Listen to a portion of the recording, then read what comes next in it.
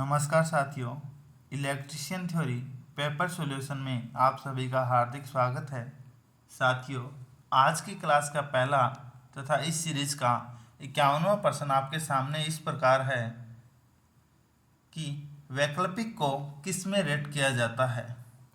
तो साथियों, यहाँ पे बात की जाए वैकल्पिक क्या होता है, तो इस प्रश्न को हल करने से पहले कुछ महत्वपूर्ण बिंदु बता दूं कि हम इंग्लिश में कहते हैं अल्टरनेटर, जिसे हिंदी में दूसरा नाम है प्रत्यावर्तक, और इसे निमी भाषा के अंदर कहा जाता है वैकल्पिक।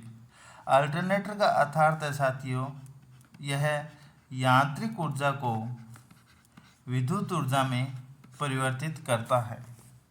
अब मैं आपको बता देता हूँ साथियों, अल्टरनेटर को दूसरा नाम प्रत्यावर्तक तथा निमी भाषा में इसको वैकल्पिक कहा जाता है, जिसे किलो वोल्ट एम्पियर में मापा जाता है। अर्थात इसकी रेटिंग क्या रहेगी, किलो वोल्ट एम्पियर रहेगी, तो ये इसका सही आंसर हो जाएगा। इसके अलावा हम बात करें साथियों कि मोटर की, तो मोटर को मापा जाता है HP हॉर्स पावर या BHP ब्रेक हॉर्स पावर में। उसके अलावा RPM की बात की जाए साथियों, तो यह मोटर की घूर्णन गति को दर्शाता है, जिसका अर्थ है राउंड पर मिनट, इसका अर्थ है।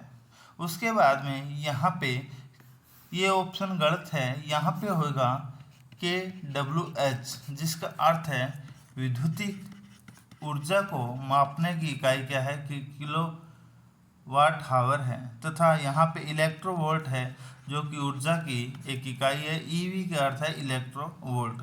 तो साथियों, अल्टरनेटर का दूसरा नाम निमी भाषा में वैकल्पिक है, जिसे KVA के अंदर मापा जाता है, जिसका अर्थ है किलो वोल्ट एम्पियर।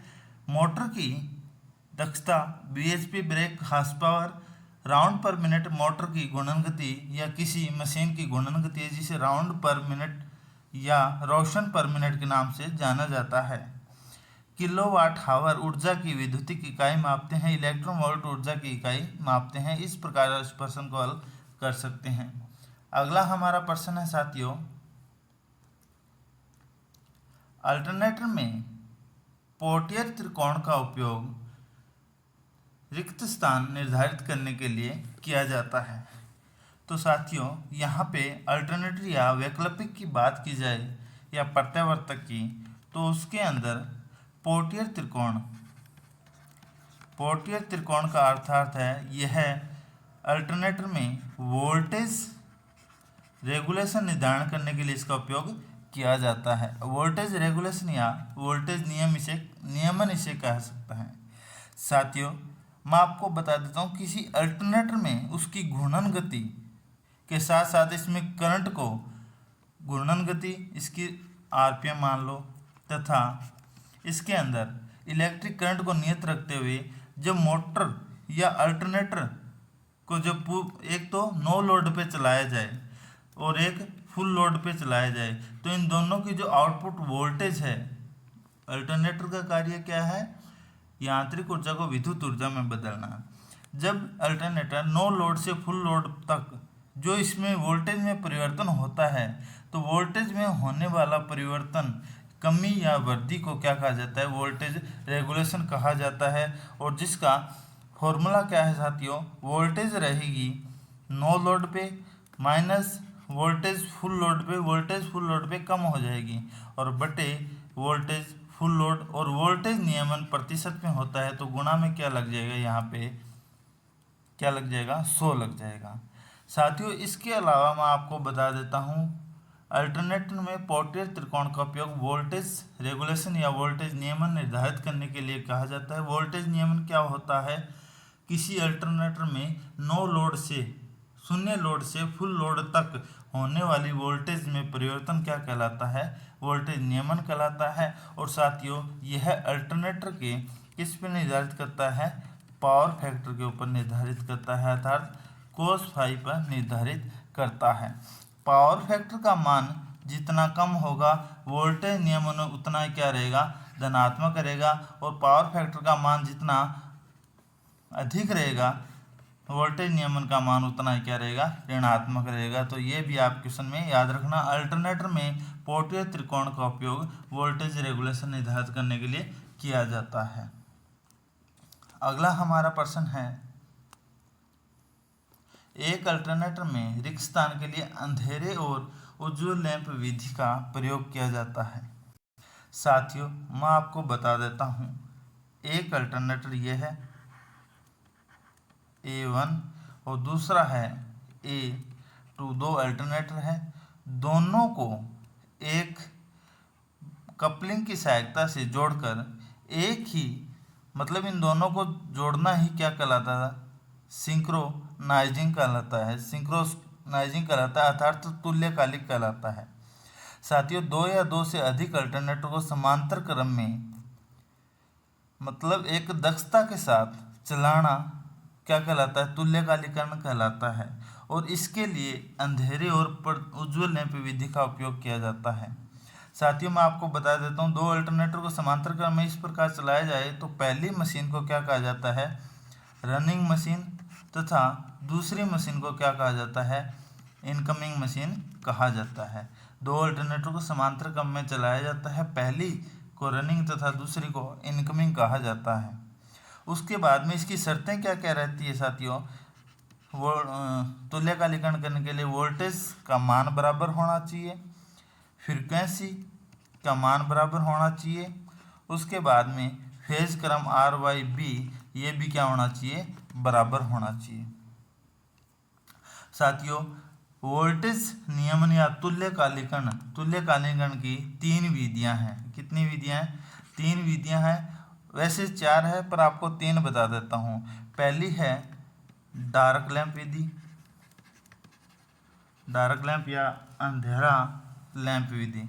उसका दूसरा है ब्राइट लैंप विधि या उज्ज्वल लैंप विधि। तीसरा है डार्क एंड ब्राइट लैंप विधि। और चौथी है क्या है, सिंक्रोस्कोप। क्या है, सिंक्रोस्कोप।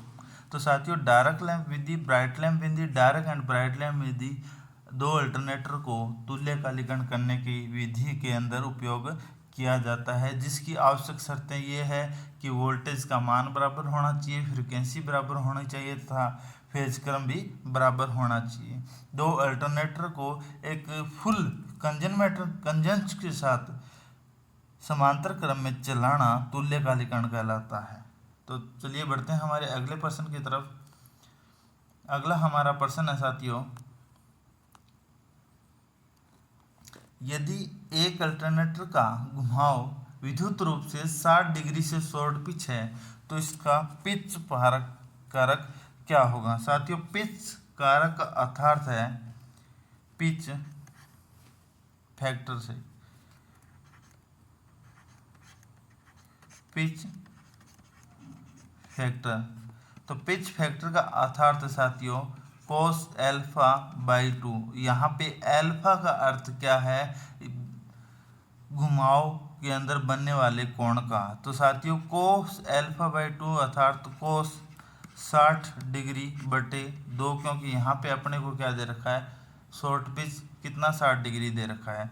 तो साथियों 60 में 2 का भाग देंगे कितना आ जाएगा, cos 30 डिग्री आ जाएगा। और cos 30 का मान क्या होता है साथियों, वर्गमूल 3/2 होता है। इसा एक वर्गमूल 3 को लिख सकते हैं 1.732 2। तो इसका अर्थ मान क्या आ जाएगा, 0.866 इसका सही आंसर हो जाएगा।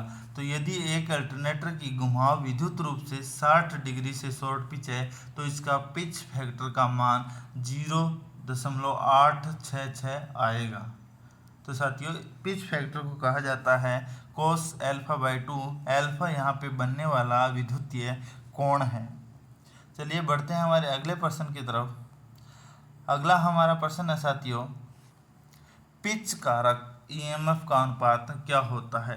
तो पिच कारक ईएमएफ का अनुपात होता है साथियों शॉर्ट पिच कॉइल के लिए फुल पिच कॉइल क्या कहलाता है, पिच कारक कहलाता है, जिसका फॉर्मूला क्या है, cos α/2 इसका फॉर्मूला है। तो इसका सही आंसर हो जाएगा ऑप्शन ए। अगला हमारा प्रश्न है,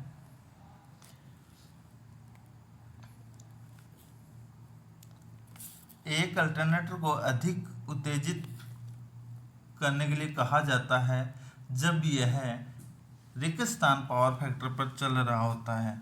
तो साथियों, एक अल्टरनेटर अधिक उत्तेजित कब होगा? जब उसके अंदर पावर फैक्टर का मान क्या रहेगा? लैगिंग रहेगा। क्या रहेगा? लैगिंग। एक अल्टरनेटर लैगिंग पावर फैक्टर पर अधिक उत्तेजित होता है, लीडिंग पावर फैक्टर के पर कम उत्तेजित होता है तथा इकाई पावर फैक्टर के ऊपर नॉर्मल उत्तेजित होता है। ये आप ध्यान रखना, एक अल्टरनेटर लैगिंग पावर फैक्टर पर अधिक उत्तेजित होता है। तो इसका सही आंसर कौन सा हो जाएगा? ऑप्शन है सी सही आंसर हो जाएगा। चलिए बढ़ते हैं हमारे अगले प्रश्न की तरफ। अगला हमारा प्रश्न है, सिंक्रोनस मोटर का निर्माण किसके समान किया जाता है? तो साथियों, सिंक्रोनस मोटर का निर्माण अल्टरनेटर के समान किया जाता है। तो ये भी आप ध्यान रखना, क्योंकि इसके अंदर भी ये नियत चाल पे चलेगी, नियत फ्रीक्वेंसी होनी चाहिए, वोल्टेज भी एक जैसा होना चाहिए, अर्थात इसका लगभग जो निर्माण है, इसकी संरचना है, अल्टरनेटर के समान रहती है। तो अगला हमारा प्रश्न है, मुख्य पोल रोटर्स का उपयोग उच्च गति टर्बो वैकल्पिक अर्थात टर्बो अल्टरनेटर के लिए नहीं किया जाता है। इसका कारण क्या है? मुख्य पोल रोटर का उपयोग उच्च गति टर्बो अल्टरनेटर के लिए इसलिए नहीं किया जाता, जिसका मुख्य कारण यह है क्योंकि अपकेंद्रीय बल का मान ज़्यादा होता है तथा इसके साथ ही इसमें वायु हानियाँ भी क्या रहती हैं? ज़्यादा रहती है। यहाँ पे साथियों नियमित भाषा के अंदर ऑप्शन दिया गया है उच्च केंद्र प्रसारक, जहाँ पे इसका अर्थात अपकेंद्रीय बल का मान ज़्यादा रहेगा तथा वेंडेज नुकसान अर्थात वायु हानियों का भी नुकसान ज़्यादा रहेगा। इसका कारण क्या है? मैं आपको ये बता देता हूँ कि साथियों, जो अपने पास टर्बो अल्टरनेटर है, टर्बो अल्टरनेटर की बात की जाए तो इसकी गति कितनी होती है? 1500 से 3000 आरपीएम इसकी गति होती है। 3000 आरपीएम होती है। इसके अंदर इसकी गति होने के कारण तथा इसके पोलों की संख्या भी क्या रहती है साथियों? पोलों की संख्या भी क्या रहती है? समान या कम रखी जाती है। पोलों की संख्या कम रहेगी तो साथियों यहाँ पे अपने पास एक फॉर्मूला है F बराबर PN/120। तो साथियों फ्रीक्वेंसी या यहाँ पे चाल क्या है? n समानुपाती 1/p। हमारे पास एक यहाँ से एक फॉर्मूले से निकल के आ रहा है। तो साथियों पोलों की संख्या का मान जितना कम होगा, गति क्या है उतनी अधिक होगी। तो पोलों की संख्या इसमें कम रहेगी क्योंकि टर्बो अल्टरनेटर के अंदर 1500 से 3000 इसकी गति रखी जाती है तथा इसका व्यास टर्बो अल्टरनेटर का क्या रखा जाता है? 0.5 से 1.5 मीटर तक रखा जाता है, जिसी के कारण मुख्य पोल रोटर का उपयोग उच्च गति टर्बो अल्टरनेटर के लिए नहीं किया जाता। इसका मुख्य कारण यही है क्योंकि अपकेंद्रीय बल का मान ज़्यादा तथा वायु हानियों का मान ज़्यादा होगा। चलिए बढ़ते हैं हमारे अगले प्रश्न की तरफ। अगला हमारा प्रश्न है, अल्टरनेटर में कितने पर्ची छल्ले होते हैं? पर्ची छल्लों का अर्थ है यहाँ पे स्लिपिंग से है। तो अल्टरनेटर के अंदर मैं आपको बता दूं स्लिपिंग का उपयोग किया जाता है। तो कितनी स्लिपिंग का? 2 स्लिपिंग का उपयोग किया जाता है। तो इसका सही आंसर हो जाएगा ऑप्शन सी। अगला हमारा प्रश्न है, यूनिटी लोड पावर फैक्टर पर एक वैकल्पिक के मुख्य क्षेत्र प्रवाह का आर्मेचर प्रतिक्रिया क्या कहलाती है? तो साथियों मैं आपको बता देता हूँ, इकाई लोड पावर फैक्टर पर मैं आपको अभी भी बताया था भी इकाई पावर फैक्टर इकाई का मान हो तो अल्टरनेटर नॉर्मल उत्तेजित होता है। यहाँ पे वैकल्पिक अर्थात अल्टरनेटर की बात की गई है। तो साथियों इसमें मुख्य क्षेत्र पर आर्मेचर की प्रतिक्रिया का प्रभाव क्या कहलाता है? क्रॉस चुंबकत्व कहलाता है। क्या कहलाता है? क्रॉस चुंबकत्व कहलाता है। बताऊं साथियों इसका कारण क्या है कि मुख्य चुंबकीय क्षेत्र पर आर्मेचर जो चुंबकीय क्षेत्र का प्रभाव है वो क्रॉस चुंबकीय कहलाएगा। तो साथियों इकाई पावर फैक्टर पर अल्टरनेटर कम उत्तेजित होगा और अल्टरनेटर मुख्य क्षेत्र प्रभाव का आर्मेचर प्रतिक्रिया के खिलाफ क्रॉस चुंबकत्व कहलाएगा, अर्थात जो चुंबकत्व बनेगा उसके विपरीत प्रभाव का चुंबकत्व इसमें बनेगा। अगला हमारा प्रश्न है, यदि एक वैकल्पिक की गति आधे से कम हो जाती है तो इसके उत्पन्न ईएमएफ का मान क्या होगा। तो साथियों, सबसे पहले इसको हल करने से पहले मैं आपको एक फॉर्मूला लिखता हूँ कि फ्रीक्वेंसी का फॉर्मूला क्या होता है, Pn/120 होता है। तो यहाँ पे गति की बात की जाए तो गति निकालेंगे तो यहाँ पे आ जाएगा F गुणा में 120/P, अर्थात कहा जाता है N समानुपाती F। तो एक वैकल्पिक की गति आधे से कम होगी, अर्थात n का मान कम हो गया तो फ्रीक्वेंसी क्या होगी, कम होगी। और फ्रीक्वेंसी किसके समानुपाती होता है, ईएमएफ के समानुपाती होता है। तो साथियों, इस तरीके से हम कह सकते हैं कि n समानुपाती F समानुपाती E। गति को कम होगा तो फ्रीक्वेंसी कम होगी, फ्रीक्वेंसी कम होगी तो ईएमएफ का मान, उत्पन्न ईएमएफ का मान क्या हो जाएगा, आधा हो जाएगा। तो इस तरीके से हम प्रश्न को हल कर सकते हैं। अगला हमारा प्रश्न है,